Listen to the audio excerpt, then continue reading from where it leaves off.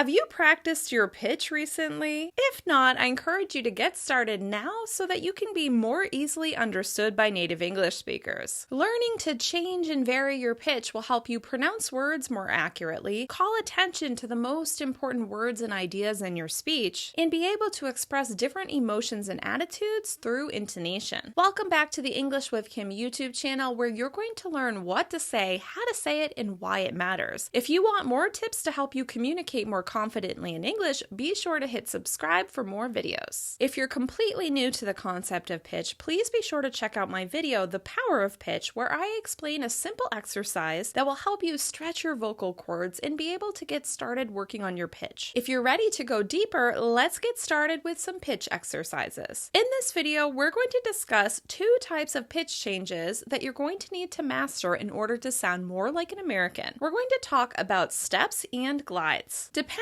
on the way words and syllables are linked together in natural speech, you may need to step up and down, or you may need to glide up and down. A step is a noticeable rise and drop from one pitch to another. Let's look at a few examples. Notebook. Notebook. You notice I'm stepping down from a higher pitch to a baseline pitch. Let's try another. September. September. In this example, we're stepping up to the second syllable, which is stressed. September. A very common phrase I use is United States. United States. As you notice, we're stepping up to states. A common verb we can use when discussing pitch is the verb contrast. Contrast. As you can hear, I'm stepping up from a lower pitch to a higher pitch in order to stress the word correctly. Another common longer word that I often use is communication. Communication. I'm stepping up to K. Communication. And you'll also hear some steps in phrases. You'll actually hear them in entire sentences. So let's say, for example, tables and chairs. Tables and chairs. I'm stepping up to chairs. Now let's talk about pitch glides. A pitch glide happens when we need to show a change in tone on a particular word or phrase. Sometimes we change our pitch noticeably on simple, short, one-syllable words, or we may glide between different tones, or we may need to change our pitch on words that are linked together because of connected speech. You'll also notice gliding between vowels and consonant sounds depending on how these words are linked together. Here are some examples of glides that help express different emotions and attitudes in English. Oh, oh, really, really, okay, okay, today, today, what, huh, As you can hear, learning how to glide between one pitch to another pitch while maintaining that same sound or vowel is really essential to communicating different emotions and attitudes through your intonation. Let's talk about a few reasons you may change your pitch in order to express different emotions and attitudes. You may glide up in order to ask a question, or you may glide down in order to finish a statement. You may have a rise in pitch because you're questioning someone or double-checking what you heard. You may show excitement and curiosity by a lot of variation in your pitch throughout the sentence. It's happy intonation. Some people have certain patterns that you can hear through their pitch. Someone like me is very expressive and I use a lot of different pitch while I'm speaking. The idea is that it keeps you listening. Some people may use less pitch variation in order to show disappointment, disapproval, or annoyance. Be sure to check out my other resources on intonation in the description below the video. Now let's talk about some practice exercises you can use in order to feel more confident changing your pitch by gliding up and down or stepping up and down. In order to practice steps between different levels of pitch, I encourage you to start working with nonsense sounds like da-da or lo-lo or any combination of consonants and vowels that you choose. In fact, this can be a great way to combine your practice of pitch while also working on troublesome consonants or vowel sounds. In the end, they all work together, so it's a good idea to challenge yourself to work on some sounds that you find a little bit difficult. To get started practicing the different steps up and down between pitch, think about stress patterns. Most of the time when you have a rise in pitch, it's because you're stressing a certain syllable or a certain word. It's more effective to practice these patterns so that when you learn a new word, you can associate it with this particular stress pattern. For example, let's practice two-syllable words that are stressed on the first syllable. Da-da, da-da, da-da, or lo-lo, lo-lo, lo-lo. As you can hear, I'm starting at a higher pitch and stepping down to a lower pitch. Now let's look at two-syllable words that are stressed on the second syllable. Re-re, Re, re,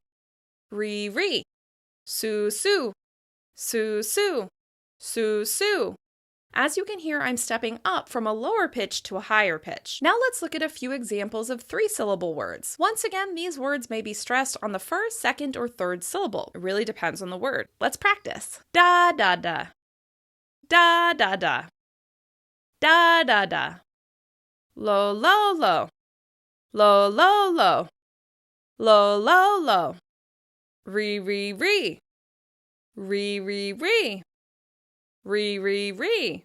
I hope your ear is starting to detect these stress patterns and you're able to associate them with words you may actually use in everyday speech. Like I said, you can combine any of these different consonant sounds in order to practice stepping up and down depending on the way a word would be stressed. Although this video is specifically focused on practicing pitch, I want you to remember that you're going to be lengthening that vowel sound on a stressed syllable in addition to making it higher in pitch. It's helpful to just practice that kind of rhythm in order to make it easier when you're practicing your sentence stress. When you feel more comfortable changing your pitch on these nonsense sounds, then you can look for a word list of 2- and 3-syllable words stressed on different syllables and start practicing with those. The idea is that you want to create pitch variation between stressed and unstressed or reduced syllables. For more detailed information on word stress and why it matters, be sure to check out my video on word stress in American English. It'll be linked in the description below the video as well as in the cards. Once you feel more confident creating these steps, it's time to practice stress in phrases. We have pitch variations in phrases that follow predictable stress patterns. For example, consider these common expressions: ins and outs, ups and downs, right and wrong, United States, European Union. As you can hear, there is a noticeable step from a lower pitch to a higher pitch on those last words in each of those phrases. Because it's so important to get your pitch right in order to express yourself clearly in English, be sure to look for these patterns and practice them. I also have a number of resources that can help you below the video. In order to practice gliding up and down in pitch, I encourage you to combine this practice with working on your vowel sounds. Like I said a moment ago, the vowel sound is where a lot of the changes happen on stressed syllables. Let's look at a few examples. Ah, ah, oh, oh, ooh, ooh, I,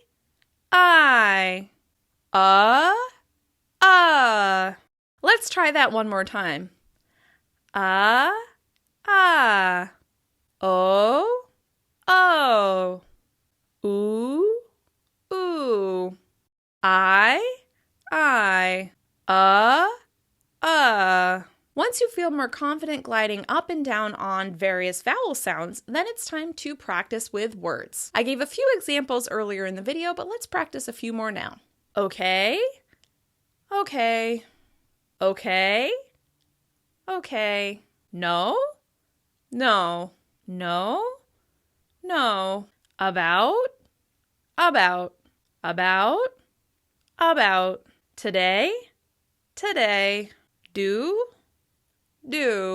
right.